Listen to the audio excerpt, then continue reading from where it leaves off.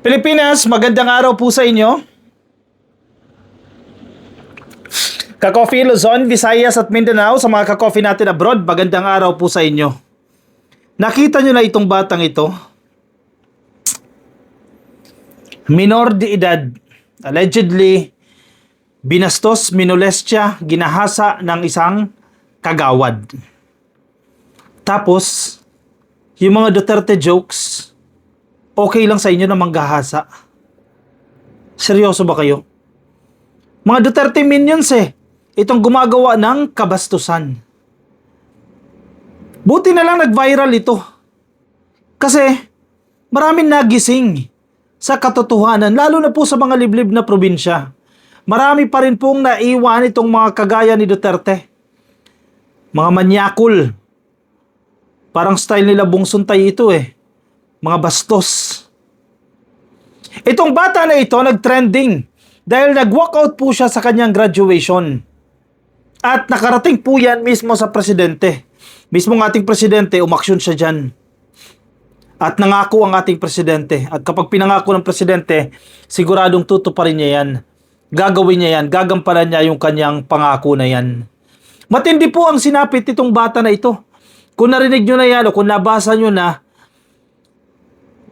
nakalulungkot na marami pa rin po tayo mga kabataan o minor de edad ang nakakaranas ng ganitong kabastusan, kawalang hiyaan at ang masaklap pa, elected official pa ang gagawa nito. Idol talaga nito mga to si Digong Headline ng kaliwat kanang pahayagan, halimbawa dito sa Manila Bulletin. Kasi sumagot ang presidente dito Maganda rin yung sagot ng ating presidente. Sabi ng bata, I just want to go to school without being RAPED. Biruin mo. Gusto ko lang pumunta ng eskwelahan. Gusto kong pumasok. Gusto kong mag-aral nang hindi ako ginagahasa o hinahalay. Student walkouts of school graduation to seek PBBM's help. Bakit nagkaroon ng lakas ng loob itong bata na ito? Kasi alam niya si PBBM tutulungan siya. Alam niya may pag-asa. Alam niya. Ma-actionan ang problema niya. Tumakbo siya sa presidente na alam niya tutulungan siya. Kay Digong, daming ganyang cases, hindi tatakbo kay Digong yan. Kasi alam niyo naman ang perception ni Digong sa mga usapin na ganyan. Sa usapin ng mga pangahalay, siya mismo Ang dami niya mga inamin Yung kasambahay niya, binabastos niya, binolestya niya. Siya mismo umamin yan. Mga babae umaakyat sa stage, hinahalikan sa lips. Kung ikaw yung bata, kung ganyan yung lalapitan mo, hindi ka nalalapit, no? So ngayon, nagkaroon ng pag-asa itong batang ito. Lumapit siya sa presidente sa pamamagitan ng pag-walk out sa mismong graduation niya. Bibihira lang ang makagraduate sa elementarya. Sige, mas marami nakakagraduate sa high school, kaunti, sa college, mas kaunti. So kumbaga, isinugal na ng batang ito ang pagkakataon na makagraduate siya para sa kanyang kalayaan nang hindi na siya mahahalay. Actually, hindi lang para sa kanya, kaya matapang itong bata na ito Yung ginawa niya ay hindi lang para sa kanya. Para rin yan sa ilang kabataan, para sa ilang minor de edad na kagaya niya na nakakaranas ng pang-aabuso. Ang masaklap mula sa kamag-anak nila, ang masaklap sa elected officials tulad ng kaso na to na isang kagawad. An 11-year-old girl walked out from her graduation dyan po sa Camarines Sur in protest to the plight of her sister who was allegedly inabuso, kinidnap, and her baby aborted by the son of a barangay councilor in their hometown. Biruin mo, pina-abort pa. Mga walang hiya talaga ito. What's worse, another son had also allegedly inabuso rin ang isa pang babae sa lugar nila noong 2018. Tingnan ninyo.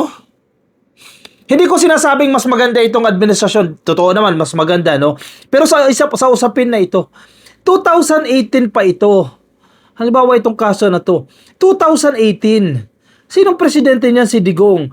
Hindi nila magawa yan. Hindi nila ginawa yan na mag-walk out o gumawa ng aksyon. Kasi alam nila, yung nasa gobyerno, nasa taas, ganun din ang ugali.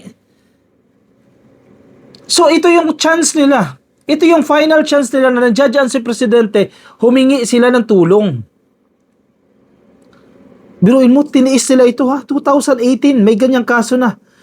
Itong si Maureen de los Santos, elementary graduate from Caloco Elementary School, sought help from President Marcos in a letter that the President said he had received. Natanggap mismo ng ating Pangulo ang sulat. In fact, nag-viral nga ito, nag-trending ito. Sabi pa ng Presidente, maganda basahin natin yung mismong sulat eh. Wait lang, maganda yung response ng Presidente. Wait lang, hanapin ko lang ha.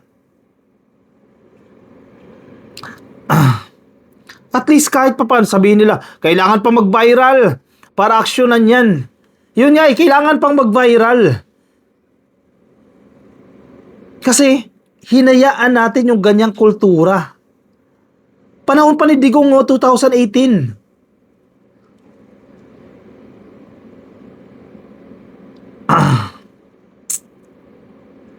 Kawawa itong mga minor de edad na ito. Ito po yung sagot ng ating Presidente. My dear Maureen, your letter has reached me and brought me close to tears and made me very angry. Maureen, Tagalogin ko ha para sa kababayan natin, no?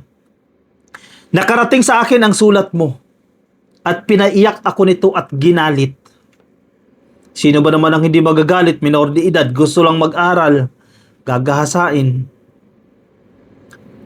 I am sending policemen to you and your sisters to protect you and to find anyone who has hurt you in any way. Who has hurt any of you. Sorry. Correct, no? Yung statement na yan. I am sending policemen to you and your sisters to protect you and to find anyone who has hurt any of you.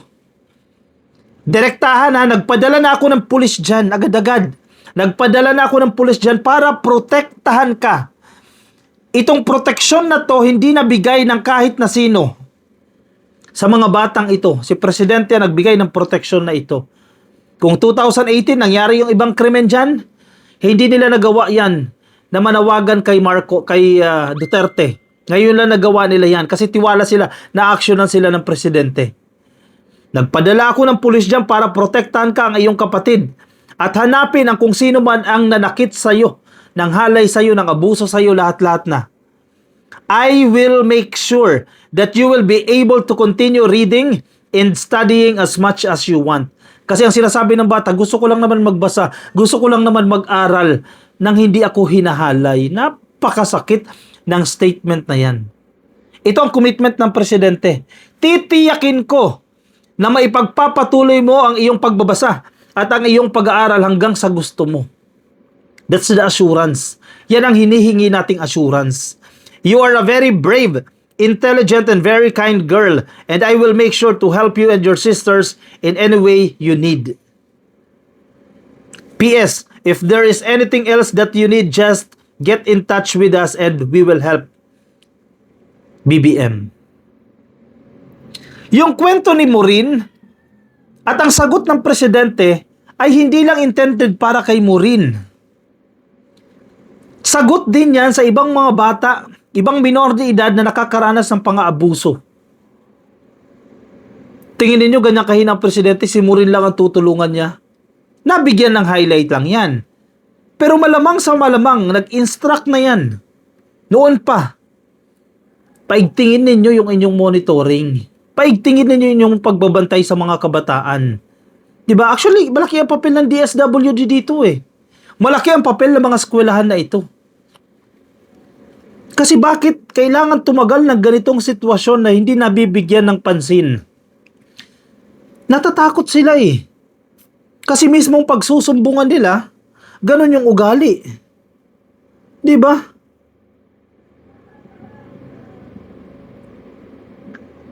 Hindi sila makapagsumbong.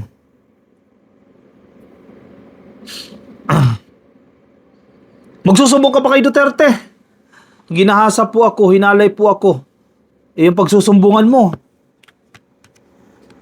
Manyakol. Diba? Panoorin natin itong video ni Maureen. The office of Sangguniang Panlungsod versus Mr. President, I'm Mau. I walked out of my graduation today at Caloocan Elementary School to submit a petition at the office of Sangguniang Palunsod versus a kagawad of our town, Barangay Caloocan. I will be praying and walking 14 kilometers with my Ate Camille. See, I am a Redeemer kid. I have 28 brothers and sisters at Redeemer Homeless Mission, a Christian non-profit dedicated to lifting homeless children and families. I have been here since the beginning of this mission in Manila at the Papuri Popsicle Shop in East Camias, Quezon City, where we sheltered 72 homeless clients on March 22-28, 2020. I was 6 years old then. I was in every feeding. I have seen this ministry grow to what it is today. I have taught over 35 children how to read.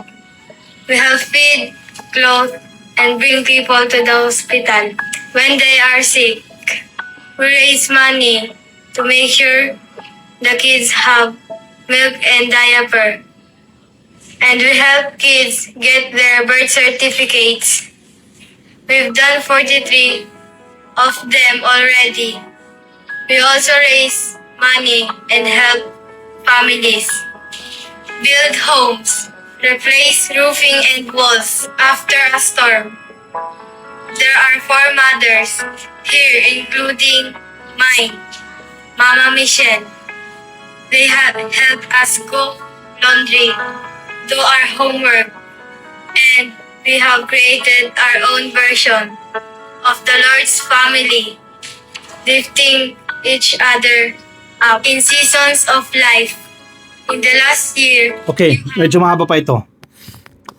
Nagamit pa itong bata na ito, in fairness bukod sa call to action ito, malaki rin po yung pasasalamat natin sa kwento na ito ni Maureen para mapasalamatan yung mga taong tumutulong sa kanila, yung mga naabuso. Tulad ng sinasabi niya dito, isang NGO po ito na tumutulong sa kanila, sa mga homeless, sa mga vulnerable na mga kabataan. And for sure, hindi lang si Maureen, tulad ng sinasabi ko sa inyo kanina, hindi lang si Maureen ang tutulungan ng presidente dito. Definitely nakarating na sa DSWD yan. Si Secretary Gatchalian, mabilis kumilos yan, tutulungan yan, pati itong mga sinasabi ni Maureen na nangangailangan ng tulong. Simple lang yung hingi nila Simple lang. Maibibigay yan.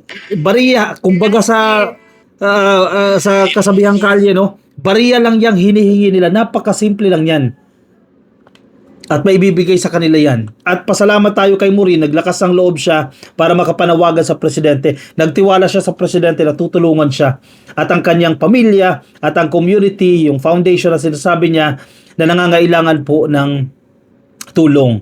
Again, hindi po joke ang mga ginagawa gaya na nila Suntay, yung pambabastos, yung mga imagination, yung kamanya kanila, hindi biro yan. Dahil maraming mga Duterte minions na ginagawa yan. Diba, pinapamarisan kayo kasi iniidolo kayo Yung iba hindi nababalita, tinamod sa mga liblib na lugar lalo na. Marami po ang inaabuso dyan ng mga Duterte minions. Tapos ginagawa niyong katatawanan, ginagawa niyong comparison lang ng mga dilis. 'Di ba? Sobrang unfair sa mga batang ito na gusto lang naman mag-aral. Thank you, Mr. President, kahit papano, no? Agad-agad na aksyonan itong problema ni Maureen at sana yung iba pa, ganoon din po, yung iba pa na nakararanas ng ganyang mga problema na mga sigalot at sa mga manyakol, itigil nyo yan. Maawa kayo sa mga minor de edad. Napakabata ng mga yan, no? Nag-aaral pa yung mga yan. Hindi pa nga nire-regle yung mga yan. Hinahalay ninyo. Wala kayong puso, di ba? At dapat makulong kayo. O siya, i-komento po ang inyong opinion, reaction dyan sa comment section. Mga gusto nyo pong sabihin, ilagay dyan sa comment section. Mga nais nyo pong iparating. Follow na po kayo sa aking Facebook page, ang Ka-Coffee. Sa YouTube, subscribe na rin po kayo. TikTok, subscribe na rin po kayo. Kita-kita tayo sa susunod kong video. Bye-bye.